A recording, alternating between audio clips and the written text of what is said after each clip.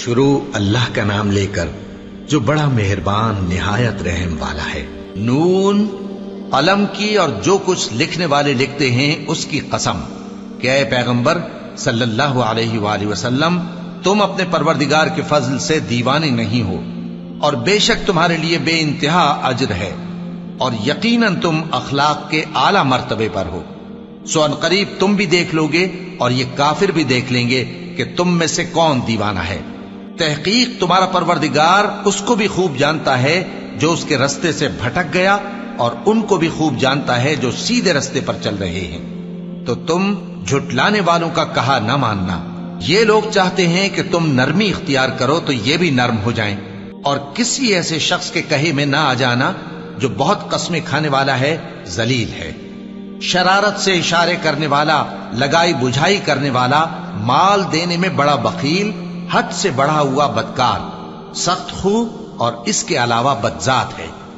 اس سبب سے کہ مال اور بیٹے رکھتا ہے، جب اس کو ہماری آیتیں پڑھ کر سنائی جاتی ہیں تو کہتا ہے کہ یہ اگلے لوگوں کے افسانے ہیں، ہم ان قریب اس کی اونچی ناک پر داغ لگائیں گے۔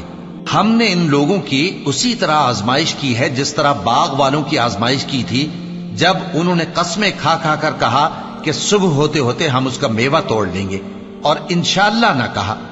سو وہ ابھی سو ہی رہے تھے کہ تمہارے پروردگار کی طرف سے راتوں رات اس پر ایک آفت پھر گئی، تو وہ ایسا ہو گیا جیسے کٹی ہوئی کھیتی۔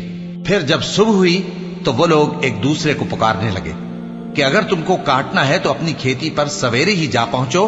سو وہ چل پڑے اور آپس میں چپ کے کہتے جاتے تھے کہ آج وہاں تمہارے پاس کوئی فقیر نہ آنے پائے، اور کوشش کے ساتھ سویرے ہی جا پہنچے، گویا پیداوار پر قادر ہیں۔ پھر جب انہوں نے باغ کو دیکھا تو ویران، کہنے لگے کہ ہم رستہ بھول گئے ہیں، نہیں بلکہ ہم بے نصیب ہو گئے۔ ایک جو ان میں سمجھدار تھا بولا، کیا میں نے تم سے نہیں کہا تھا کہ تم تسبیح کیوں نہیں کرتے؟ دوسرے کہنے لگے کہ ہمارا پروردگار پاک ہے، بے شک ہم ہی قصوروار تھے۔ پھر لگے ایک دوسرے کی طرف رخ کر کے ملامت کرنے، کہنے لگے ہائے شامت، ہم ہی حد سے بڑھ گئے تھے، امید ہے کہ ہمارا پروردگار اس کے بدلے میں ہمیں اس سے بہتر باغ عنایت کرے۔ ہم اپنے پروردگار کی طرف رجوع کرتے ہیں، دیکھو عذاب یوں ہوتا ہے، اور آخرت کا عذاب سب سے بڑھ کر ہوگا، کاش یہ لوگ جانتے ہوتے۔ پرہیزگاروں کے لیے ان کے پروردگار کے ہاں نعمت کے باغ ہیں۔ کیا ہم فرما برداروں کو نافرمانوں کی طرح نعمتوں سے محروم کر دیں گے؟ تمہیں کیا ہو گیا ہے؟ کیسی تجویزیں کرتے ہو؟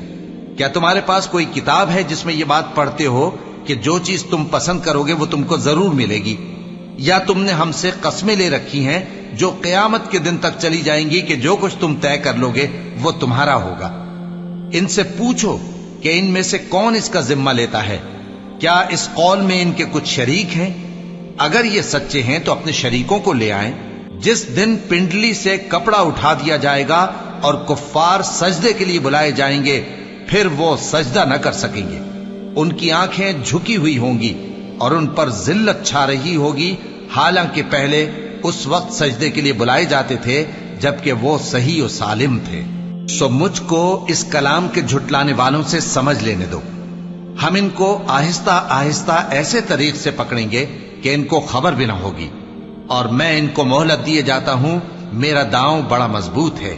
اے نبی، کیا تم ان سے کچھ معاوضہ مانگتے ہو کہ ان پر تاوان کا بوجھ پڑ رہا ہے، یا ان کے پاس غیب کی خبر ہے کہ اسے لکھتے جاتے ہیں؟ سو اپنے پروردگار کے فیصلے کا انتظار کیے رہو، اور مچھلی کا لقمہ ہونے والے یونس کی طرح نہ ہونا کہ انہوں نے اپنے رب کو پکارا جبکہ وہ دل ہی دل میں گھٹ رہے تھے۔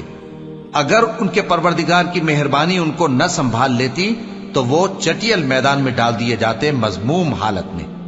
پھر ان کے پروردگار نے ان کو برگزیدہ کر کے نیکوکاروں میں شامل کر لیا۔ اور کافر جب یہ نصیحت کی کتاب سنتے ہیں تو یوں لگتے ہیں کہ تم کو اپنی نگاہوں سے پھسلا دیں گے، اور کہتے ہیں کہ یہ تو دیوانہ ہے۔